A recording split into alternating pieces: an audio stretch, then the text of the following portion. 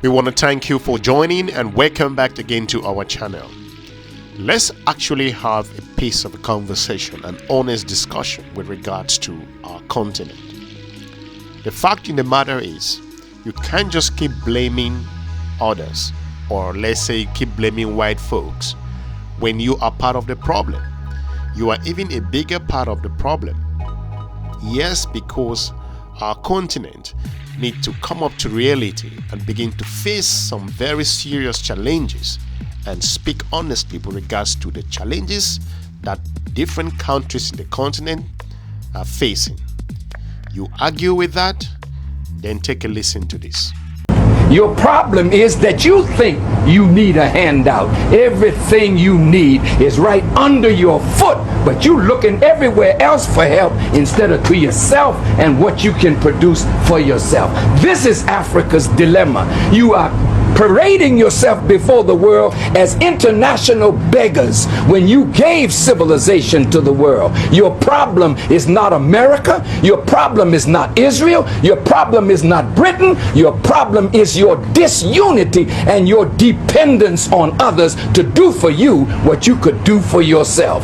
So I don't have to come back here anymore to help you. The help is already here. The knowledge is already here. The land is here. The sun is here. The water is here. The minerals are here. You have some of the finest minds in the world, but they're in Europe and they're in America making money while Africa suffers. Why don't we create politically stable environment and call the children of Africa back home to help build Africa? We are your children, and we will come and help.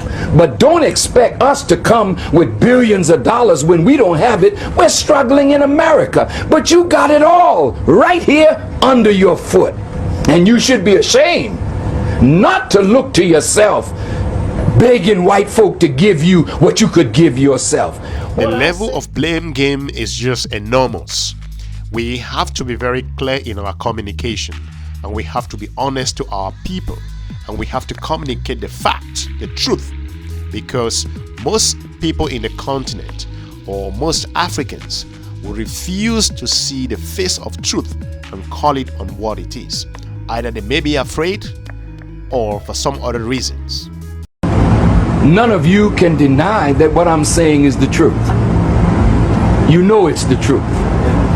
But either you won't write it, or you're too cowardly to speak it, because you want some favor here or favor there. So because you can't talk, you are muzzled. I'm not. I'm a free black man. And I didn't come here looking for a handout. And I really don't think you need one. When the Russian-Ukrainian war broke out in Europe, the first continent that faced enormous challenges with regards to food was the continent of Africa. How interesting that was. A continent with a vast land of arable land, as we all know, and the world know in general, was the first part to become more difficult to feed its people in specific countries. Africa, as a continent, would allow a huge percentage of its import in terms of food to come from one specific region. Countries, specifically we are talking about wheat and grains from Ukraine. How interesting that is. So this is the issues that people are talking about. Africa has extensive land. Africa has extensive natural arable land that could be farmed and also be cultivated. But the African people are not stupid. They know something is really wrong. Either somebody is not telling the truth here, and with the Russian-Ukrainian war has exposed the continent to an extent where this lies has no place in the African society anymore. What I said today, you got it right here, but your disunity won't allow you to pull it. It's your fault. And you got to accept that responsibility. That is why my message is atonement, reconciliation, and responsibility. We got to stop blaming everything on somebody else and see what is our responsibility. I mean, talking about the aspect of handout, it's important to complain Most people will complain that the IMF, the International Monetary Fund, to point out the World Bank and the European Union and other international development and investment agencies that do business or loan money to the continent are poking their eyes into the continent. Of course, to an extent, if you allow someone to borrow that huge amount of money to you, including China, so to point out, to some extent, you've given them exclusive access to the way you run your affairs. So when they start coming after you to push you around, there is no need to complain because you give them that access. Just think about someone who borrows you a certain amount of money and the person coming back asking for that amount of money. This is basically the same thing that's happening in the continent. So it's pretty straightforward. So if you do not want Europe, United States, China, and international finance agencies to control your aspect of life, then put your house together, put your finances together, and allow them to not to step to your doors, because you cannot eat your cake and have it. You can borrow money or allow your economy to go down the drain, and later on you go and collect money, huge sum, and later you are being told on how to use that money. Then you begin to complain, you blame Europe, blame the United States, blame some of these other foreign lenders. Africa can put its house together. Africa can put its house together. It is important. It's just so important. Otherwise, these issues will keep coming up, and the complaint and the blame game will continue, keep going over and over in hundreds of years to come. Your problem is that you think you need a handout. Everything you need is right under your foot, but you're looking everywhere else for help instead of to yourself and what you can produce for yourself. This is Africa's dilemma. You are parading yourself before the world as international beggars when you gave civilization to the world. Your problem is not America. Your problem is not Israel. Your problem is not Britain. Your problem is your disunity and your dependence on others to do for you what you could do for yourself.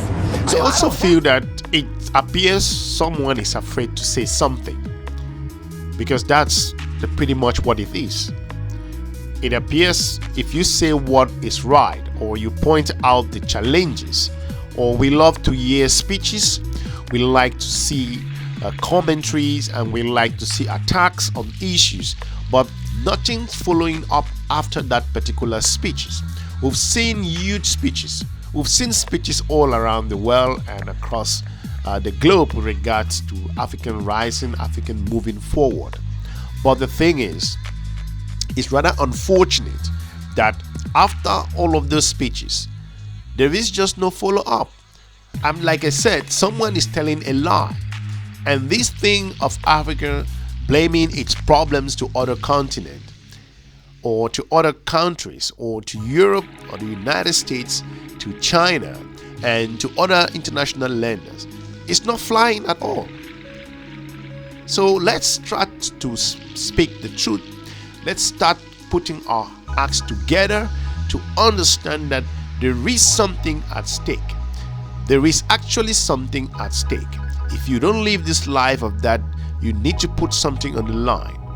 Then we will continue blaming Europe and blaming the United States and other countries for the African continent's challenges. Africa has its own challenges. There is no part of the world that does not have its challenges and difficulties. However, the Africans' challenge with regards to a natural environment baffles a lot of people.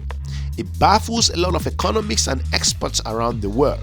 So we need to take our own challenges, take our matters in our own hands, take some responsibility. We need to step up to the plate and accept our failures and dust ourselves and make some amendments and also move forward. Because there is a problem going on. We can't pretend that the things are okay. Things are not okay in general. A few countries are doing pretty well, but that doesn't mean that this trickles down to every country in the region. Now, why are some countries really doing well and others, most countries, are really struggling? it's as a result of that we are worried and scared to say the fact. So let's stop blaming countries that have put their acts together. If you can negotiate the contracts properly, if you can have a proper deal that is in the favor of your own people, if you put your people at the center of deals and negotiation, a lot of positive things will happen, and you won't have people coming to you to lecture you on things. Otherwise, you will be lectured. I mean, you're gonna be lectured over and over again. Oh yes, nobody likes to be lectured. Nobody likes to be told what to do. But if you put yourself in a situation where you should be told on what to do, so be it. That's what is happening. Of course, nobody likes the paternalistic approach that is being used by some countries upon the continent of Africa, or on the African people, or on the African approach, or on African leaders. However, if you're able to put yourself in that situation, you're gonna be told what to do, because you actually cornered yourself in that particular position. And that's why the Western countries are going to tell you what to do over and over. So we encourage you and every government or everyone watching this video, share the video, and so that we encourage you also to watch some other informative video on our YouTube channel. We have been talking about a lot of things about business, travel, educating content, programs management, and a lot of other very important things on this channel. We have hundreds of videos in here, so we encourage you to check some of those videos, and so you can enhance your understanding as to how the global business network is working against the African continent and also in partnership with the African continent.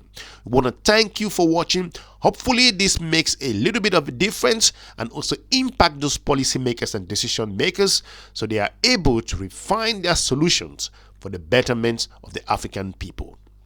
Thank you very much for watching. We're looking forward to meeting you soon in our next episode. So have a good day. Bye-bye.